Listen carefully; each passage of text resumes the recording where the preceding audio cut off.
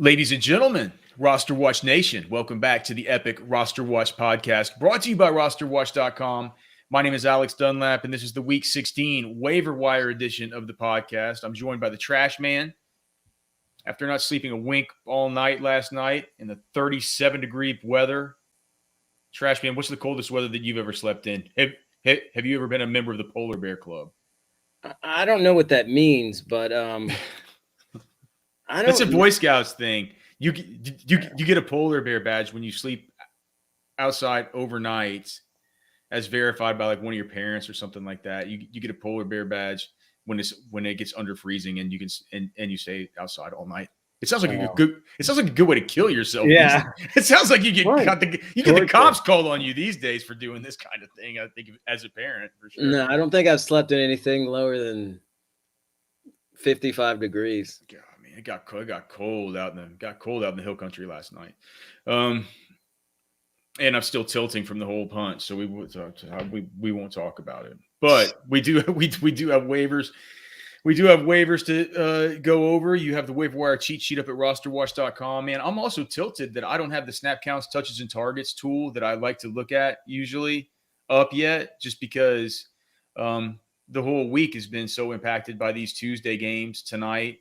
You know, we will say as we're recording this, the Tuesday games have not happened, but we know that a lot of you guys do have waivers tonight. So if there are things that happen tonight, there are injuries, God forbid we see something like we saw versus Tampa Bay. We saw with Tampa Bay tonight. Trashman is going to have to redo the whole damn cheat sheet, but we will keep it updated if new things happen tonight. So just keep that in mind. Trashman, with that being said, it's the same thing as last week. This week, if you do need one of these players, you're fine just using the rest of your budget, of course. There's only this week and next week left. If you've made your semifinals, clearly, you're hoping to get a win this week, and you do everything you can to win right now is the most important thing. You just don't even think about the championship game. Just think about making sure that you get there. So feel free to go all in on any of these guys. I don't think any of them were. I think there are a few that are really represent really good pickups. But at running back, you have Ronald Jones at the very top, and I understand why.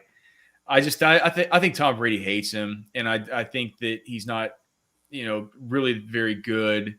But it looks like Leonard Fournette, unless there's been something I missed today, it was a hamstring strain. They're not sure how bad it is. He's definitely going to miss next week. Tampa Bay has remaining on its schedule. Golly, and Tampa Bay they have at Carolina, at New York Jets for their next. And we just saw what Duke Johnson just did. Can you believe Duke Johnson Jr.? Jesus Christ. I can believe he'd be the best running back on the Dolphins. How much do they hate Myles Gaskin? I don't know that they hate Myles Gaskin. I think that they wonder how he keeps sticking around week to week, but he keeps competing, I guess. Dude, why do they keep bringing in Philip Lindsay and Malcolm Brown and stuff like that if they like Myles Gaskin? The answer is they don't like Myles Gaskin. I feel like that. A lot of those are depth pickups because it feels like their running back situation is always kind of riddled by injury. That might be the case at the end of the season, but it doesn't mean that that's what they're planning for to start seasons. And maybe Malcolm Brown was planned for to start the season. I understand that Philip Lindsay was a later addition, but they didn't address it in the draft. Yes, they did. They drafted Jared Dokes. Remember? Oh, he was 6th or 7th round, but yeah, These days, if you just draft one of these dudes, you're addressing it. Most people just go after these UDFAs. Okay, golly, man, this sun's just blasting in on me. But anyway, talk about Ronald Jones. I think Leonard Fournette might miss the rest.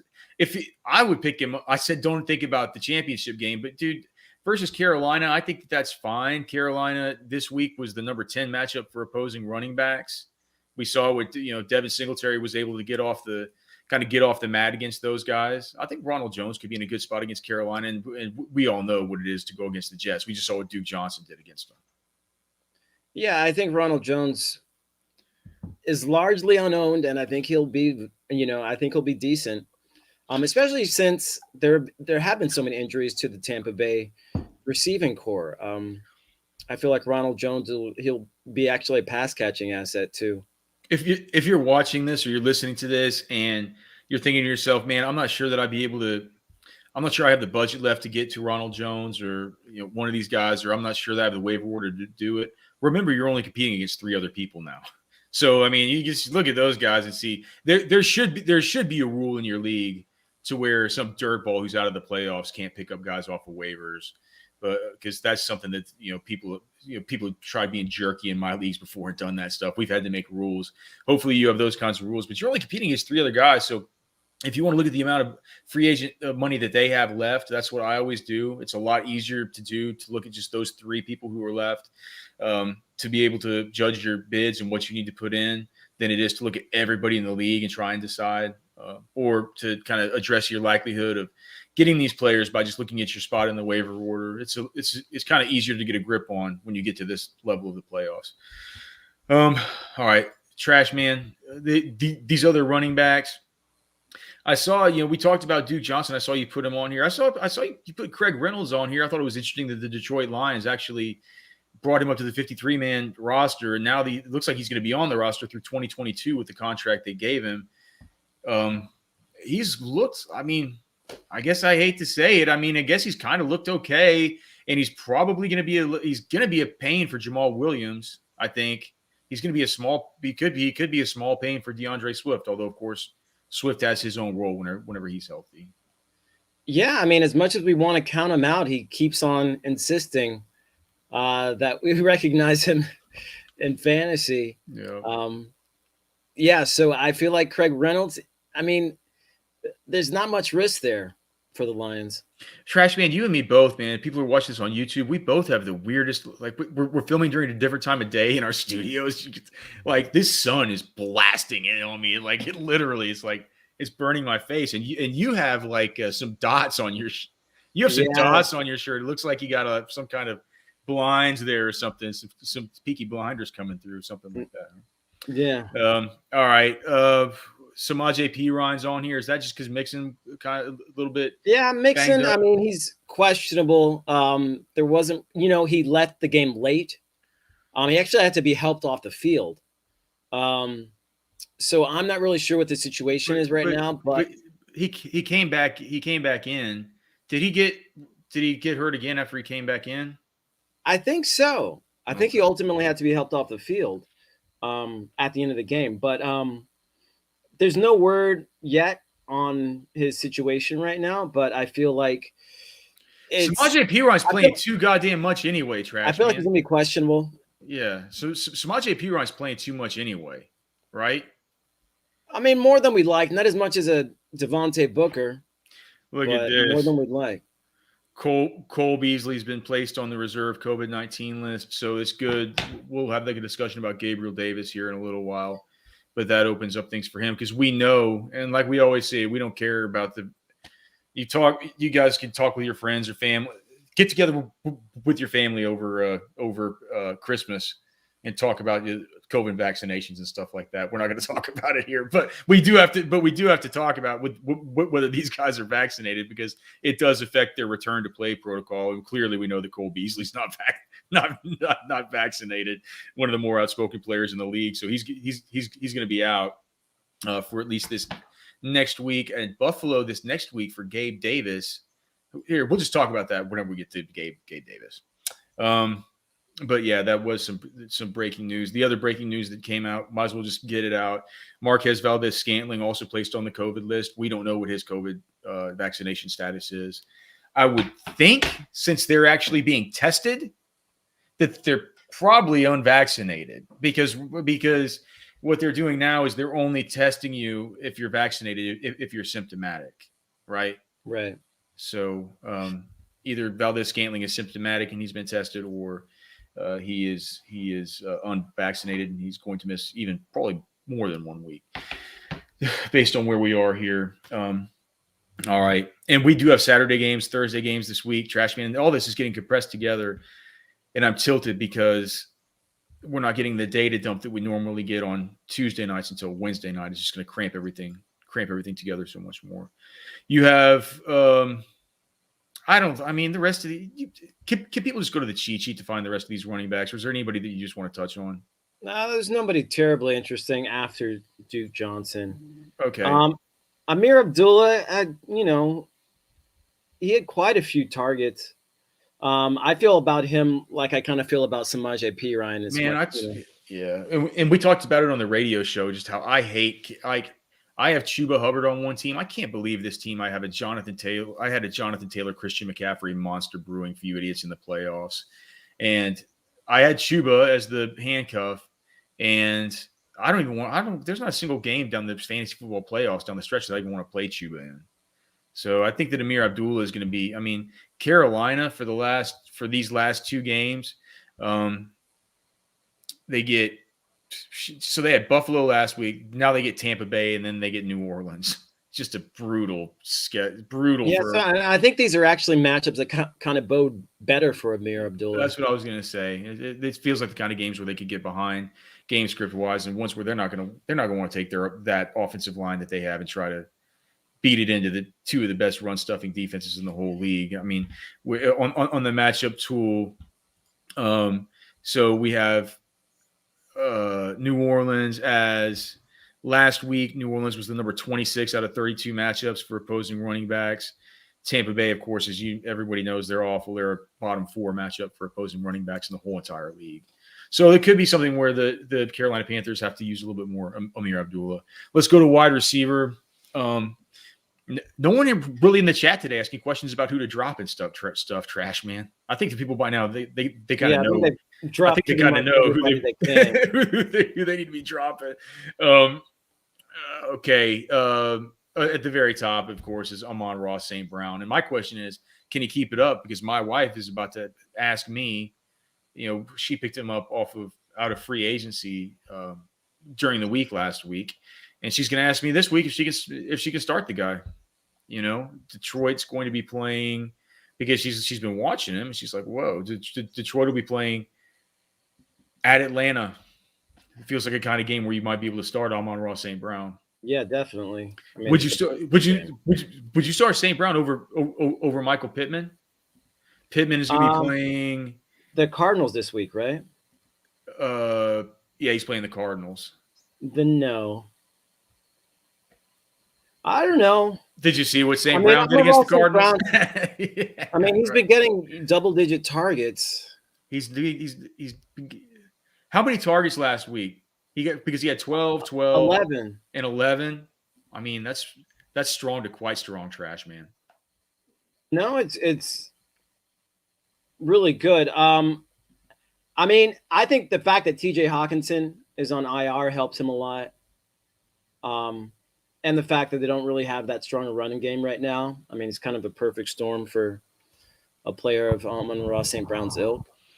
All right. I don't know if I'd play him over Pittman, but I think he's probably a better flex than most. Okay. We had Gabriel Davis. We just talked about him. Is Emmanuel Sanders due back this week? Let me look. Let me see. Emmanuel, let me look and just sort of see. I want to see what Pro Football Doc says about him. Let's see. It says so last week. So he was ruled out early for last week, but I can't find any reporting. I'm doing this name search here. Doing a name search here, like on the Athletic, and all I have is him. The last thing they have is him being ruled doubtful for coming into week 15. He didn't. Of course, we know that he didn't practice all week last week. Yeah. He didn't. He was DNPs all week long. He's old. It is. I believe it's a knee, isn't it? Yeah. This could be no Cole Beasley, no Emmanuel Sanders. I mean, even if it's just no Cole Beasley, I feel like Davis is worth putting in there. I mean, he's up there with Amon-Ra St. Brown. I mean, you need if you have any need at wide receiver, you need to be going after these guys. And then Russell Gage, he's been a guy that should have been picked up for the last couple of weeks. It was funny, Trash Man. You see him going up like he almost goes up for these hero balls, like he's the big star of the team. It's crazy.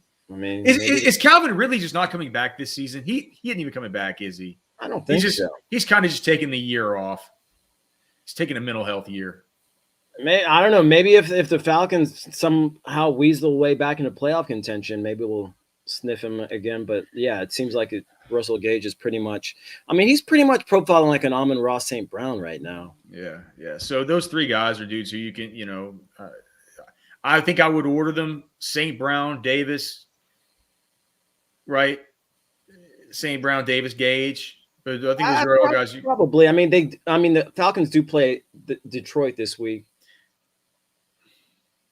Yeah, that's.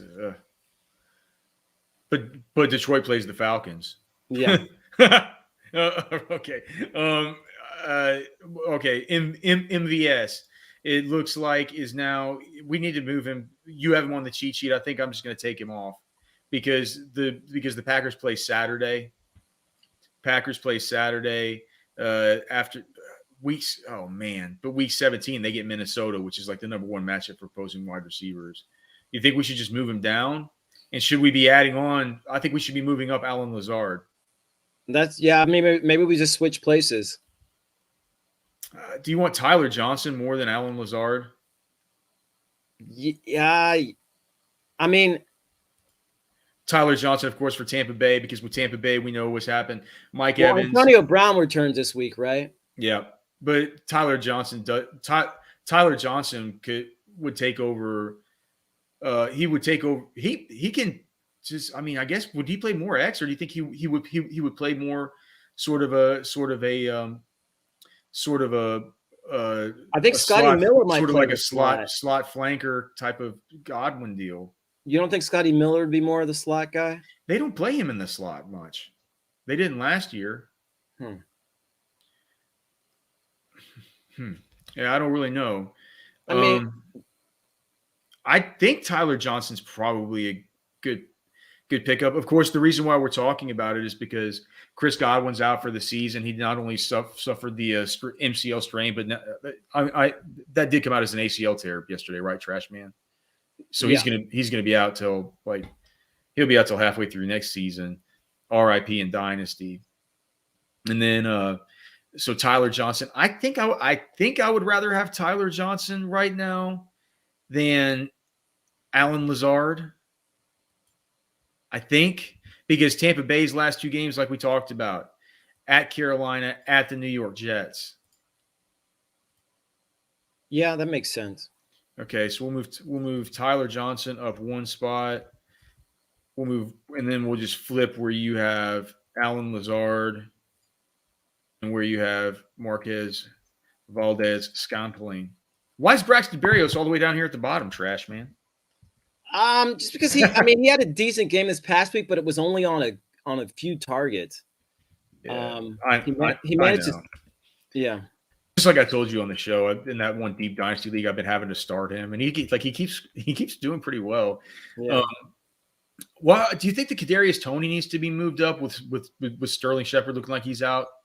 I don't know. I mean, who's going to be under center? He's on COVID-19. They're going to finish up with at Philly and then at Chicago. Those aren't the worst matches. And doesn't it seem like Kadarius Toney's the kind of guy that could kind of want to go out with a little bit of a bang to leave us with something good to remember his season on? I mean, if there's a Daniel Jones or maybe Jake Fromm on Look, man, here's the thing. We got to have him above this Kendrick Bourne and Marquez Callaway and stuff. He's more exciting. He could do more for your team if things break well, I think. Let's just get him up above those guys. That's fair. Any of these other guys that you wanted to kind of touch on or mention? Antoine Wesley starting in 3 wide sets for the Cardinals. Which is so stupid. Did you see that pass down the left-hand side that where his foot hit the pylon, but Yeah. he couldn't make it happen for Kyler. Did they just put him in just as a 1-for-1 replacement for damn DeAndre Hopkins?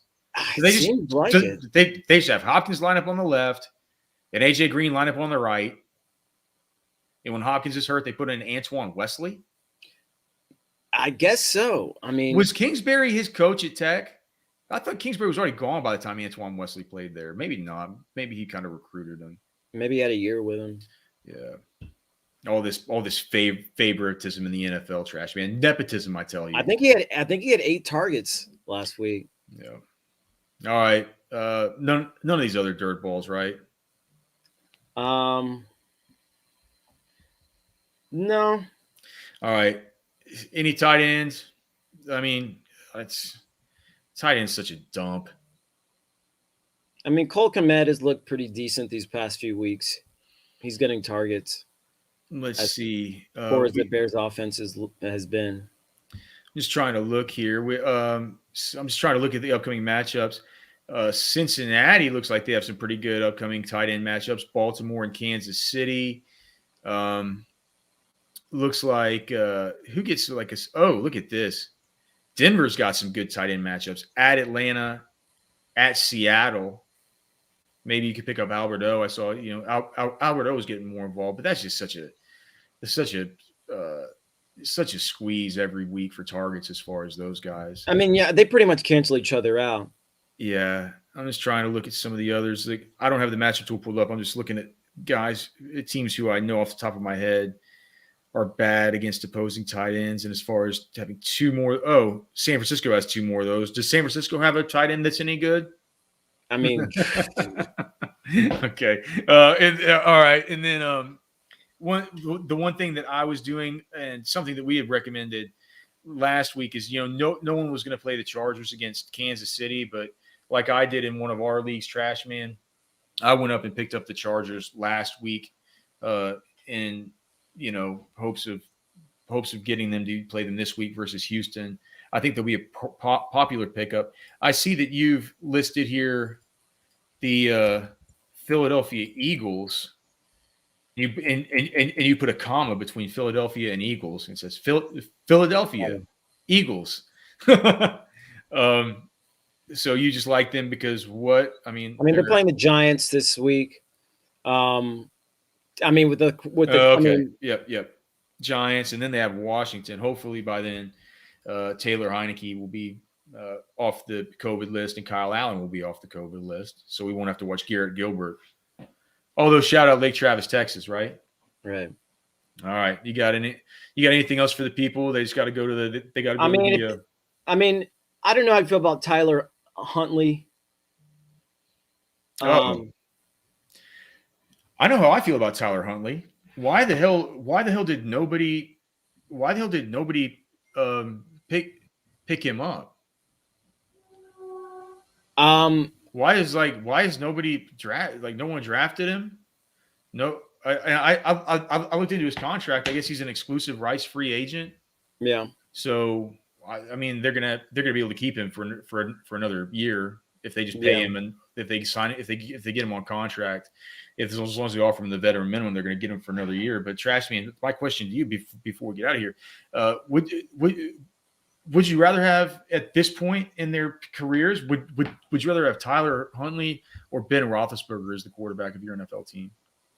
Huntley. Easily.